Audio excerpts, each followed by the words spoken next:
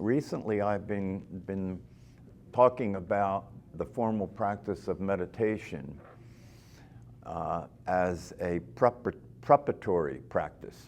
I know a lot of people understand the formal practice of meditation to be the practice that you're doing in order to come out of this condition in which you are being a personality and believing that the personality is real and you really are the personality, you really are the character with the name you have, you really are the character with the story you have and the circumstances that you have. And so a lot of people practice formal meditation as a technique to come out of that condition so that you could be free from the suffering that will invariably occur if you continue to identify yourself with something that you're not, the personality. But the problem with this is that the formal practice of meditation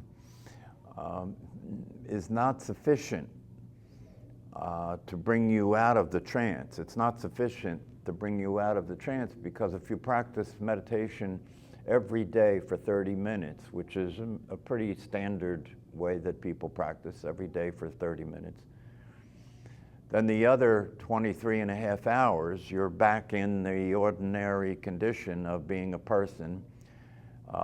And you're, one of the reasons that's not so easy to come out of because the entire world, most of the 8 billion people on the planet are in that condition. So for you to interact with other human beings in the world and function in the world that we live in, you've got to be in that form. Paul Hederman calls it the action figure. You've got to be in that form to function. So, and you've been doing this for many years. So the brain has that conditioning. And so to just practice 30 minutes a day, and then the other 23 and a half hours to be back in the condition of considering yourself to be a physical body and a personality isn't likely to make too much of a difference. And you know, some people go to retreats to increase the power of the practice, you know, practicing 7 or 10 days in a row, many times during the day, try and kind of move the whole process ahead. And that does make a difference, that does help. But one of the things that has become evident to me, and I've heard it from some teachers, is that the practice that will make the difference, the practice that will bring freedom, the practice that will allow you to get out of the form of being a personality in a physical body, is an informal practice. And what you're doing in the informal practice is what you have practiced and developed your ability to do in the formal practice. It's kind of like if you look at a professional sports team, say football. They do a lot of practicing outside of playing the game itself. They do a lot of practicing. And in the practicing they're doing, they're practicing the technique of playing the game. Getting better at catching the pass, getting better at throwing the pass, getting better at blocking people, and getting better at running the plays and all that stuff. Then in the game is where all of what they have practiced getting good at gets used to win the game, to play the game. In the same way, the formal practice of meditation is like the practice that the team is doing between the games to get better at playing the game. So when you're doing the formal practice, it's very important to be aware of the technique, and it's very important to refine the practice, of the technique, to see if you can really focus on being aware of the body breathing with enough of intensity and determination to maintain your attention where you're placing it with more consistency, to develop your ability to be in a relaxed physical state, And so in the formal practice, you're looking to see if you can actually experience resting as awareness. You're looking to see if the experience, said more clearly, you're looking to see if the experience of resting as awareness that's already happening, because it's always happening, the awareness that you are is always there. Your true nature is always there. It's never not there. So what you're practicing in formal meditation is letting go of identifying with the body, letting go of identifying with the personality, and allowing the attention to rest on the belly breathing, the body breathing, with the intention to notice awareness, that which is always there, never not there. In this relaxed physical state, with the attention on the body breathing, what we're interested in is noticing the awareness and then letting go and allowing ourselves to experience that that is what we are. Allowing ourselves, letting go and allowing ourselves to experience being relaxed and calm, and allowing ourselves to let go and experience being, experience awareness, resting as that awareness. And if we are successful in letting go, if we're successful in experiencing that we're not the personality, even though it is a form that we function in the world, if we let go sufficiently to experience that we're not the personality, and we experience resting as awareness, we can tell there's a subtle shift that occurs.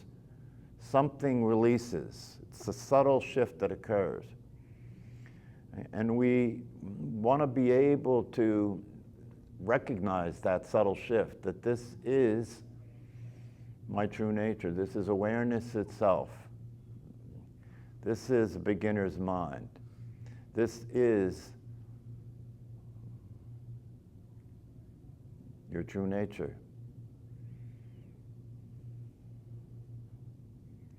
This is the don't know mind. And when we're in the don't know mind, the difference between what we are experiencing ourselves to be and the world itself become one. The difference between what we experience ourselves to be and the world itself disappears, and we have a non-dual experience, not two. Being this awareness and noticing that this awareness is reality itself, experiencing reality itself. No subject and no object. Freedom from form. And yet, at the same time, being aware that this emptiness is form, and form is this emptiness. And therein lies the balanced view. Therein lies the balanced way of being. So in the formal practice, if we're practicing this with the intention and the determination to realize what's possible, to experience the truth, to experience the natural state, then once we have experienced that we can experience what is true, what is real, then in our everyday life we can begin to do what I would consider to be the real practice, the practice that will make the difference. Why? Because the informal practice, the one we do in everyday life, is no longer a practice that we are doing in a situation where we're controlling the circumstances like we are in formal meditation. Now we're going to take the show on the road. Now we're going to practice being awake, being in the state of awareness as an experience in our day-to-day life. And we can do that because in our day-to-day life, we're not going to practice being in a meditative state for 30 minutes or 10 minutes or 15 minutes. We're going to practice one moment at a time. 1 second, 2 seconds, 5 seconds, 10 seconds, 1 minute. We can do that as we're going through our ordinary life. We can practice allowing ourselves to stop and experience resting as awareness, the resting as awareness that we have developed through formal practice. We can now begin to practice resting as awareness, just falling into the experience of resting as awareness for just one moment, and then coming back and into the ordinary experience of our life. And we're doing this regardless of the circumstances, right? So this practice is the real practice, right? Because this practice is a practice we're doing while we're participating in the world, which means that we're going to practice this as many times as we can remember during the day to experience this being as awareness, to experience this resting as awareness for brief moments as many times as possible during the day. Now this is challenging because during the day we have a lot of activity going on, a lot of thoughts, a lot of feelings, a lot of challenges, a lot of things that we have to, practical matters that we have to deal with, things that we have to do. And so it's challenging even just to remember to do it many times. But if you make up your mind that this practice is important, because if you succeed, you will experience the natural state and be able to be in that natural state all the time, no matter what's happening, regardless of the circumstances. And that natural state that I'm referring to is a state in which there is an experience of well-being, an experience of being at peace, an experience of being at rest, an experience of being calm, an experience of being satisfied and content.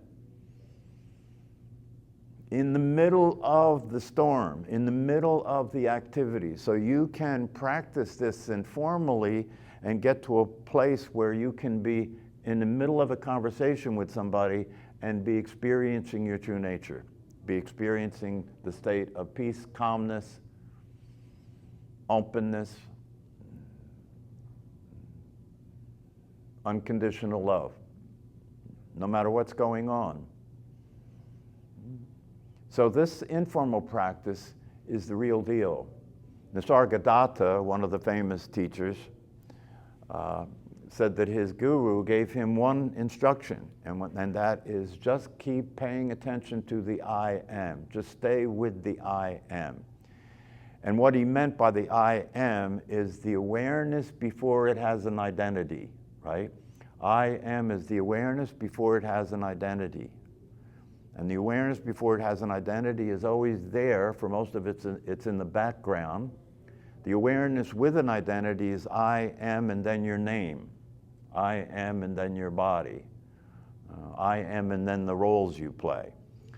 Right? So the I am that his guru is referring to is the natural state, the state of awareness and consciousness. And he said, just keep paying attention to that all the time. Same thing as I just described as the informal practice. Just keep paying attention to that all the time. That's one of the reasons why monks go into the mountains and into caves, right? So they can pay attention to that all the time with as little interference as possible. And that's similar to practicing, formal meditation all the time. But unless you can stay in that state of awareness, unless you can stay in that natural state as you move through life, as you move through the world, as you deal with other people and circumstances, unless you can do that, you've got to stay in the cave. So, the realistic way of practicing is you go in the cave or you go in the monastery or you do a formal practice at home. Right? And once you're sufficiently grounded in being, once you have a good sense of being, in other words, once you're aware of awareness sufficiently that you can fall into it at will, then you want to bring that back into your participation in life and in the world. So you can be in that state at the same time the personality's upset. You can be in that state of calmness and groundedness and clarity even when the personality is upset. So you can have a view of the upset of the personality from a calm, grounded, clear place and not continue to act out what the personality acts out that doesn't work. The reactions, the emotions, the thoughts that are not rational, the thoughts that are not relevant and practical. Yeah. And by doing this practice in your everyday life, gradually by punctuating the reality of your life with these practices, just moments at a time, as many times as possible, eventually those moments will start to gradually open up. It's like watering a plant.